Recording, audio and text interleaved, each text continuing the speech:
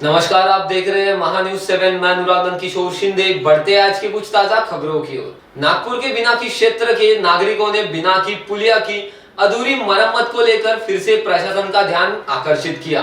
बिनाकी सोना टोली से लेकर वैशाली नगर तक आगे गोसाईपुरा की ओर जाने वाला करीब 150 मीटर का हिस्सा लंबे समय से अधूरा पड़ा है, जिसकी वजह से बिनाकी जोशीपुरा, आनंद नगर, मेहंदी बाग और बोहरा कॉलोनी जैसे इलाकों के लोगों को भारी परेशानी का सामना करना पड़ रहा है। बंद पड़े इस रास्ते के कारण नागरिकों को रोजाना लंबा चक्कर लगाकर रॉन्ग साइड से गुजरना पड़ता है, जिससे दुर्घटना का खतरा लगातार बना हुआ है।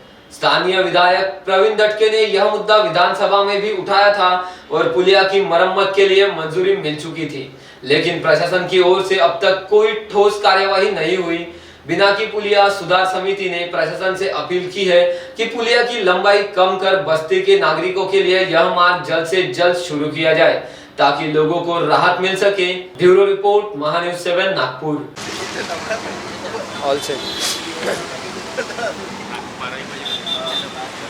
तर सर, हे जे बिनाकी पुलिया सुधार समिती सर्व नागरिकांना यांच्याद्वारे भूक हडताल आंदोलन चालू आहे गेल्या 14/10/2025 पासनं।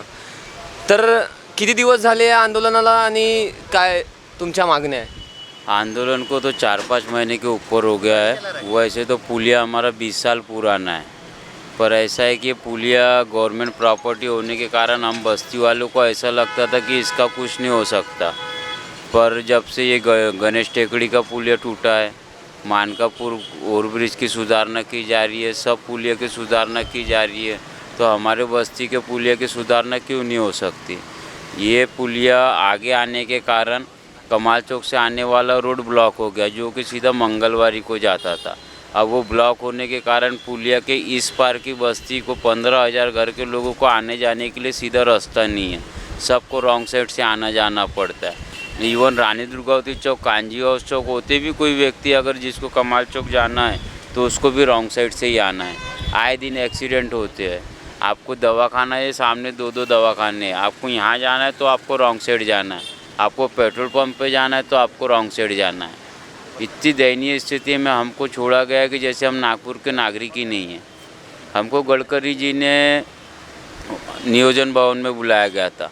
गडकरी जी ने आश्वासन दिए थे कि 15 दिन के अंदर कार्रवाई होंगी। वहाँ पूरे अधिकारी बैठे थे, कलेक्टर, कमिश्नर, पूरे PWD के सब अधिकारी बैठे थे, पर कोई कार्रवाई नहीं हुई। अभी कलेक्टर साहब और कमिश्नर साहब ने विजिट भी करे थे, वो भी देख के चले गए, पर उसके बाद कोई कार्रवाई नहीं हुई। अभी हम लोग 13 तारीख को कलेक्टर साहब को ज्ञापन दे के आए, तो कलेक्टर साहब को भी ध्यान नहीं था कि कौन सा मुद्दा। फिर हमने बताया तो अच्छा वो पुलिया का देखेंगे करेंगे बोले। बोला सर ये आपने पहले भी बोला था कि देखेंगे करेंगे, पर कुछ ठोस कार्रवाई की नहीं गई है।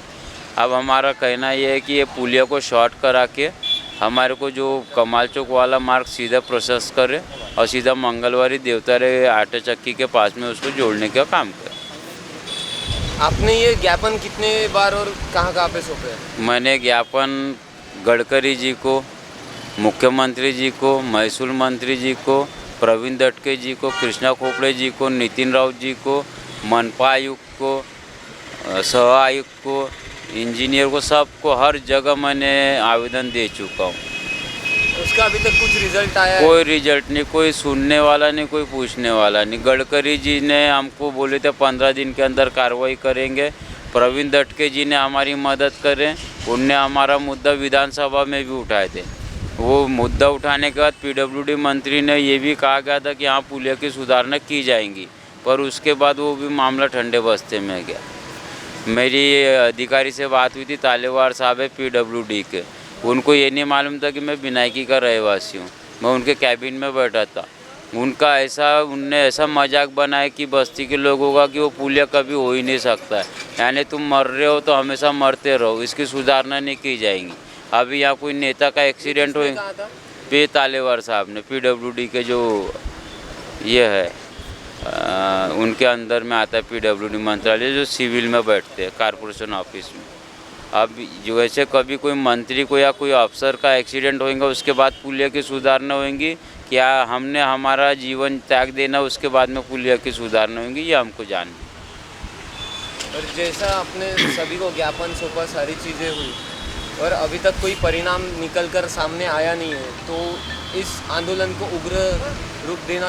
यही तो है, हमने सबको ज्ञापन दिए, सबके पास गए, सबके पास 2-2 3-3 बार गए, पर कुछ निर्णय नहीं निकला। उसी कारण से तो हम भूख हड़ताल पे बैठे हैं। आपका आगे का क्या रहेगा? आगे का क्या है, हम अभी यही है, इस पार नहीं तो उस पार। अगर हमारे को लिखित में देते हैं कि पुलिया शॉर्ट किया जाएगा तो हम अनशन तोड़ने के लिए रेडी रहेंगे, नहीं तो हम तो इस लड़ाई आखिरी तक लड़ना, हम अनशन तोड़ेंगे नहीं, आखिरी तक भूख हड़ताल जारी रहेंगे जब तक हमको लिखित में देते नहीं है।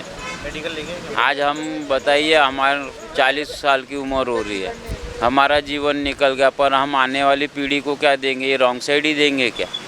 विकास डेवलपमेंट हमारा भी होना चाहिए, ना कि पूरा नागपुर चमक रहा है। हमारी बस्ती ने ऐसा क्या करी है जो हमको ये भुगतना पड़ रहा है? बहुत से लोगों का मतलब स्थानीय लोगों द्वारा यही भी बोला जाता है कि नागपुर सिर्फ मध्य, पूर्व और पश्चिम और दक्षिण ही नहीं है, उत्तर नागपुर भी नागपुर का एक हिस्सा है। तो उसके ऊपर आप क्या बोलना चाहेंगे? उत्तर नागपुर भी नागपुर का हिस्सा है, पर उत्तर नागपुर की परेशानी का सबब यहाँ के आमदार बोलेंगे तो चलेगा। कैसा है ना, सिर्फ एक समाज भवन, मंदिर बनाने से, लाइब्रेरी बनाने से विकास नहीं होता है। रोड पे उतर के जनता के बीच में जाके विकास होता है। आज 25 साल से यहाँ के आमदार 25 साल से यहाँ के आमदार है। 25 साल से उनको यहाँ के ये रोड की दिशा दशा नहीं मालूम। आज तक सोचने की बात है, 5 साल में एक बार वोट मांगने के समय आते हैं, उनको ये नहीं समझा कि आज तक कि यहाँ के बस्ती वालों को निकलने के लिए रोड ही नहीं है। आपने आमदार को निवेदन दिया? हाँ, आमदार साहब को भी निवेदन दिया। आमदार साहब भी आए थे कलेक्टर साहब और कमिश्नर साहब के साथ। यहाँ के कोई सुनवाई नहीं। यहाँ के हमारे बीजेपी के 4 कारपोरेटर है, उनको भी बोला गया था कि ये हमारी समस्या, इसके पहले के भी कारपोरेटरों को बोला गया, पर कोई सुना नहीं। आज बीजेपी ने नागपुर शहर चमका दी, इतना अच्छा काम कर रही है, तो हमारे जनता की अपेक्षा ये है कि हमारे बस्ती को क्यों ऐसा फेंके हुए जैसा छोड़ा गया। उत्तर नागपुर को भी चमकाइए। हाँ, उत्तर नागपुर को चमकाइए। मेन बात, पूरे नागपुर शहर में ऐसी कोई बस्ती नहीं होगी जिसको कनेक्टिंग रोड नहीं है। एकमात्र हमारी बस्ती है जिनको कनेक्टिंग रोड ही नहीं, सीधा आने जाने का मार्ग ही नहीं है। अब हमने कहाँ से जाना, क्या करना? सर्विस वो तालेवार साहब बोलते, इसके साहब बोलते अपने कमिश्नर साहब कि सर्विस रोड से यूज़ करिए। मेरा कहने का मतलब है कि आप अपने घर का मेन डोर बंद कर दीजिए और पीछे से आना जाना चालू करेंगे क्या? कोई भी सीधा ही रास्ता देखेंगे ना, घुमा के क्यों जाएंगे? और वो जो सर्विस रोड बोलते हैं वो भी रॉन्ग साइड से आना जाना है। तो जैसे कि लोग बोलते हैं कि मतलब सारे के सारे जो भी आंदोलनकारी है वो ज़्यादातर नागपुर के संविधान चौक पर जाते हैं, जहाँ पर न्याय मिलने की ज़्यादा उम्मीदें होती है। बट आप यह पुलिया के सामने ही आपने डेरा जमाया है। देखो, तो ऐसा नहीं होता है कि रिजर्व बैंक चौक पे जाने के बाद ही तुम्हारे को न्याय मिलेगा। हमारी परेशानी कहाँ पर है? हमारी जो तकलीफ़ है यहाँ की है। हमारा ओवरब्रिज ये है, हमको जहाँ ओवरब्रिज रहेगा वहीं आंदोलन करेंगे ना। अभी वहाँ जाके RBI चौक पे जाके आंदोलन क्यों कर रहे हैं हम?